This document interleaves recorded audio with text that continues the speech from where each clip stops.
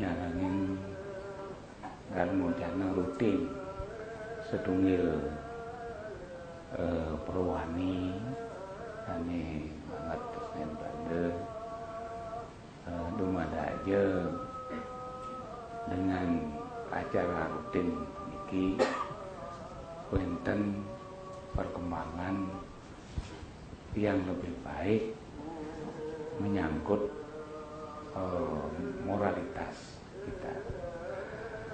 Proses sami sesuai dengan janji Belanda akan menjelaskan ajaran catur guru. Sebenarnya ajaran catur guru ini sudah tidak asing lagi di pikiran kita, apalagi pikiran anak-anak yang masih sekolah. Gampang sekali kalau dia ditanyakan yang namanya catur guru, pasti dia tuh tahu, pasti tahu. Nah, namun walaupun mereka tahu urutannya yang mungkin sampai pada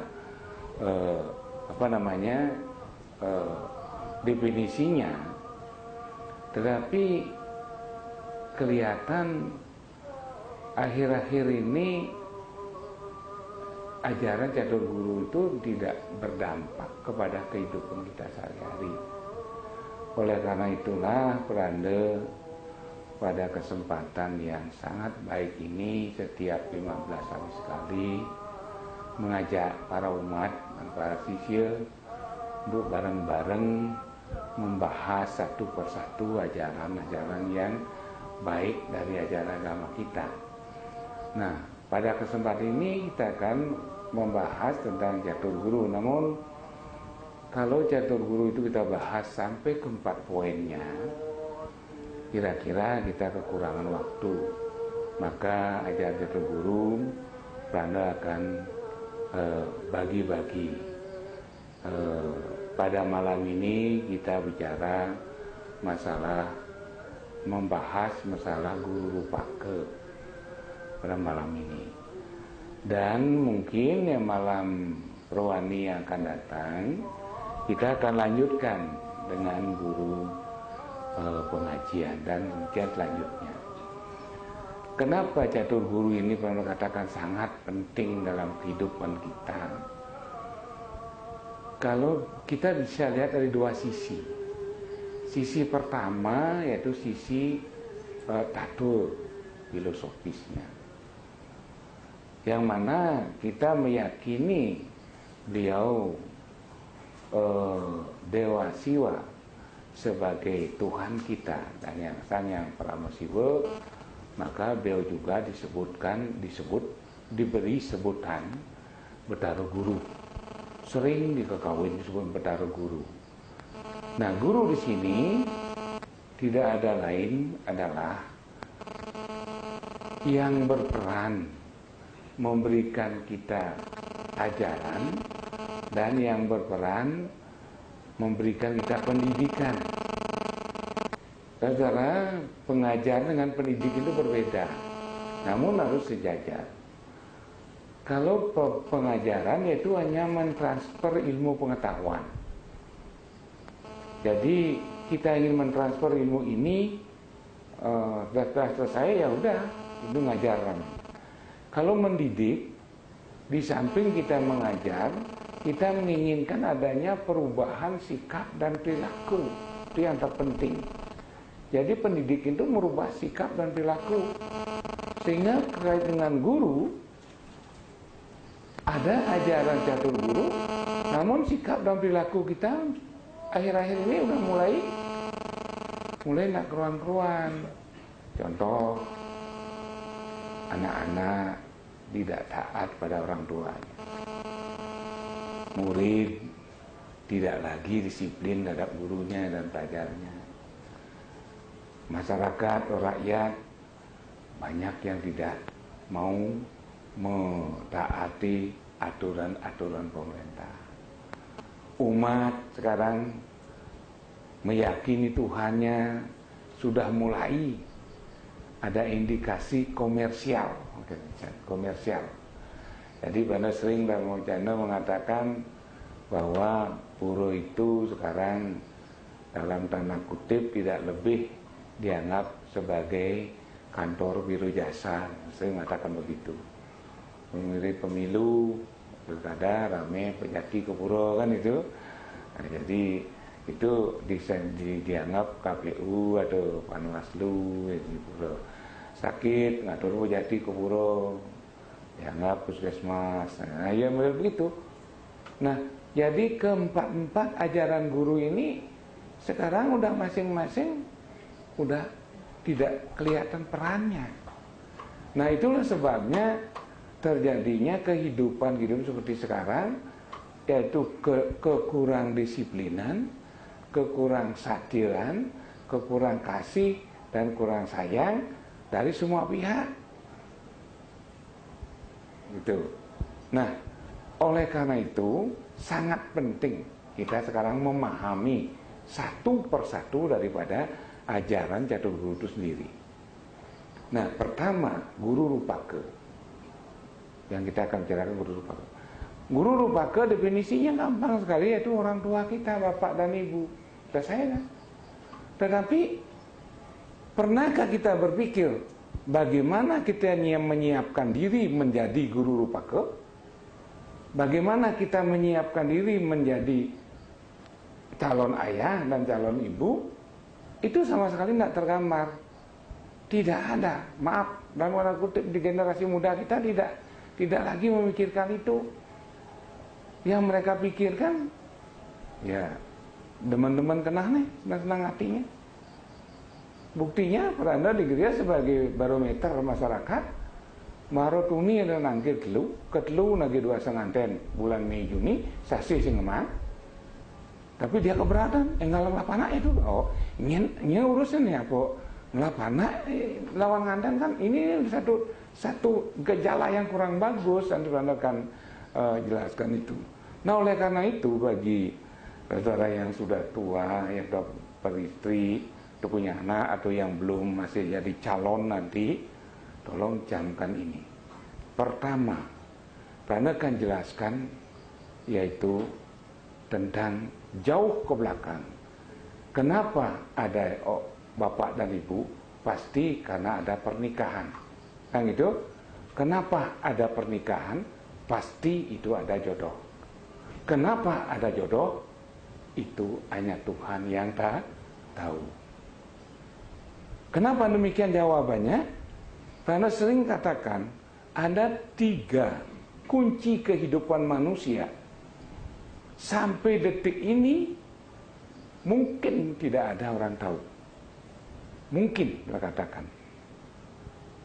Kenapa? Ya emang sulit.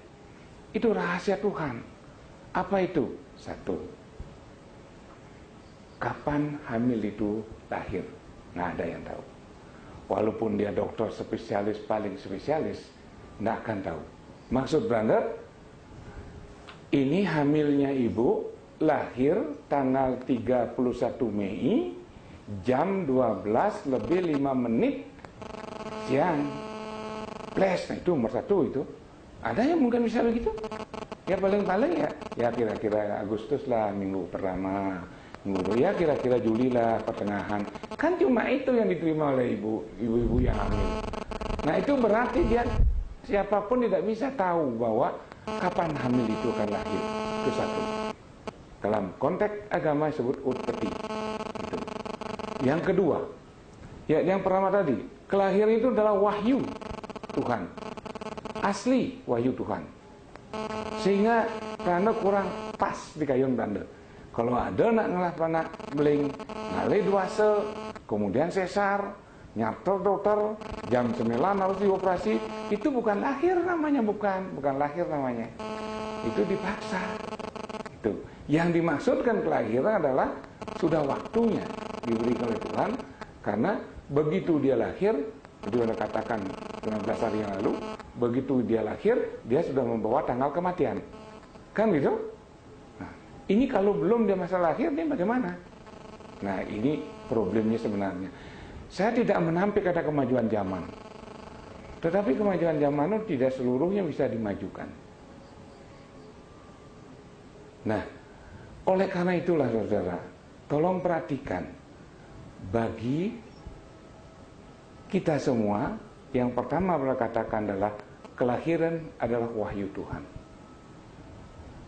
Kecuali ada masalah, janin itu masalah, apakah itu nganang dan lain sebagainya, itu terserah dokter. Nah, yang kedua, jodoh. Siapa tahu ini jodoh nih cucu Prano ini siapa jodohnya nanti? Nggak ada yang tahu, nggak ada. Kecuali Tuhan. Itu yang pernah disebutkan wahyu, perintah Tuhan. Yang ketiga, kapan kakek itu yang klekek-klekek di Bali itu akan meninggal? Nggak ada yang tahu. Jadi 3 hal ini kunci. Salah satunya adalah jodoh. Jodoh inilah wahyu Tuhan kepada kita, sehingga dari jodoh ada pernikahan. Ceritanya pada tahu di dalam lontar atiwo-tiwo panggil Belanda pituduh sang pitaro dia dilakar nganyut ke pasih sun nguyang tulang tuh ada pituduh kene. Salah satu diantaranya adalah teke puwa sira ring wot gongang, sampailah kamu pada titiu galagil. Ayo sira aning tingin tungtung wot gongang, datanan ting ting yang munjuk di tiru senadi, menawo genyong, menawo kita tiba tengah yang wot gongang kini dakan mirip mengejaran kalau bisa mengelempung di tengah titi. Nah, dengan demikian di situ Anda di sang pitaro tidak ada laki, tidak ada perempuan, tidak ada laki, tidak ada perempuan. Tapi yang membawa karma getap dan karma wanen itu dibawa karmanya. Ada yang pitaro yang getap, ada yang pitaro yang wanen karena karma wasana, karena masih pitaro belum atma itu. Jadi yang wanen ya jigi liwat. Tapi ini getap dua sing liwat tulung nanda sapone kinane wanen. Nah dia nana dana. Subhanallah ke di seberang itu menjanji. Nah, bendan yang sakit jero numitis ya tiang bareng jero dari nak lanang, tiang dari nak istri itu tiang mai hutangnya nggih gitu. Lontar orang itu. Ditu dan kena mai hutang nggih. Mangke nak pertanyaan ke Anda, man kengken turun nang lah, kurang papat nenam kengken itu nanti jawabannya. Nanti. Nah, itu. Jadi jodoh dari situ akarnya. Jadi pernah yakin bahwa satu orang jodohnya satu. Satu orang jodohnya satu. Kenapa ada nikah 4-3 kali atau sampai 7 kali? Saya akan jelaskan nanti. Itu awal guru rupake, yaitu pernikahan. Pernikahan. Makanya anak-anak muda sekarang dia tidak memikirkan apa itu pernikahan, apa tidak memikirkan. Yang penting teman malam minggu melalui SMS, melalui perkosaan sejak 6 dong, web kan itu. Nah, jadi belum dipikir kenapa belum dia tidak tahu tentang makna caturasrama itu sendiri. Brahmacari kan itu saat-saat menuntut ilmu, membawa sebanyak-banyaknya ilmu, persiapan kita masuk ke grihasta. Ini sekolah aja nggak sih keruan-keruan. Sekolah keluar jam 1 mulai jam 6 itu kan sudah dia sendiri tidak sadar. Nah, jadi dalam Brahmacari dia menuntut ilmu sebanyak-banyaknya untuk bekal mereka nanti. Nah, saudara, akhirnya perlakuan jodoh ini dalam ajaran agama Hindu ada 3 jenis pernikahan. Ingat ini, biar tahu. Terutama generasi muda. Tanda ingatkan, tekankan pada generasi muda. Bajang-bajang ada 3 jenis pernikahan. Ingat itu. Satu, pernikahan berdasarkan dharma. Itu berdasarkan dharma. Artinya, dia nikah-nikah belum betul-betul dia sadar. Betul-betul dia siap. Nikah-nikah. Betul-betul dia siap sekali.